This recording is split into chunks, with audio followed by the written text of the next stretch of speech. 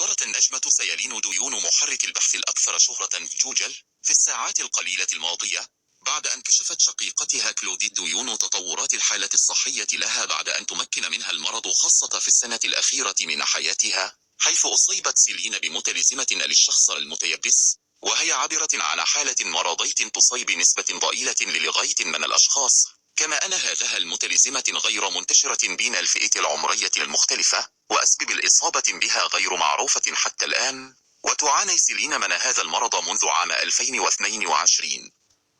آخر تطورات الحالة الصحية لسيالين ديون. وقالت كلوديت ديون شيقية سيالين في تصريحات تلفزيونية إن الحالة الصحية لشقيقتها تزداد بشكل أسوأ، حيث أصبحت غير قادرة على السيطرة على عضلاتها بشكل كامل، وأشارت إلى أن شقيقتها ما تزال تحاول الخضوع للعلاج وللتخلص من هذا المرض، لكن دون أي جدوى. وأضافت كلوديت: ما زال الهدف في أحلامنا واستمرار محاولاتنا هو العودة إلى المسرح، ولكن لا أعرف بأي صفة. وأشارت كلوديت إلى أن متلازمة الشخص المتيبس حالة نادرة وغير قابلة للشفاء وتؤثر بشكل كامل على الحركة، مؤكدة أن شقيقتها فقدت حبالها الصوتية وهي عبارة عن عضلات، ونوهت إلى الأمر الذي يخيف العائلة هو أن يسيطر الأمر على عضلة القلب.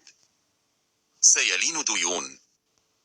وأضافت شقيقة سيالين أن سبب ندرة المرض أن العلماء لم يقوموا بإجراء أبحاث كثيرة عن هذه المتلازمة لأنه لم يصيب عدد كبير من الأشخاص. وتابعت: منذ إصابتها ونحن نتلقى كم مكالمات هاتفية من أجلها، والجمهور في الشارع يخبرون أنهم يحبون سيالين ويصلون من أجلها، كما تتلقى سيالين الكثير من الرسائل والهدايا والصلبان المباركة.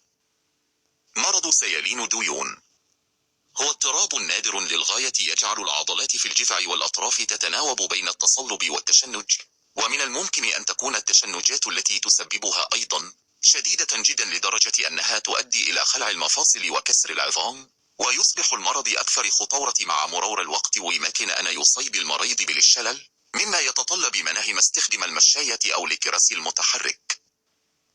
الخبراء لا يعرفون بالضبط ما هو السبب وراء هذه المتلازمة، ولسوء الحظ الأطباء غير قادرين على علاج هذه الحالة مدى الحياة أيضا، ومع ذلك يمكن إعطاء العلاجات للمساعدة في السيطرة على الأعراض لدى غالبية المرضى.